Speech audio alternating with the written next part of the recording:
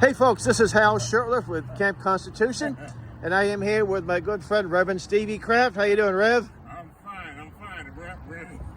And we're here with also Edith Kraft. She doesn't want to get into the video. I don't blame her. And we are in downtown Bangor, Maine, and you're looking at, I think, is the largest statue of Paul Bunyan in the country, maybe in the whole world. And Rev, I think, what's the story here? They're going to replace this with a... Yeah, they're going to tear Paul Bunyan down. They're going to replace him with a big statue of St. George Floyd. What do you think? Well, I'll tell you what, Rev, I think if people have a lot of trouble taking, Black Lives Matter, ripping this guy down, that would be some job. I agree, but hey, that's what they're going to do. You know, we have to be politically correct today. So he's probably a racist, right? Oh, he's definitely a racist. And I know he's a transphobe.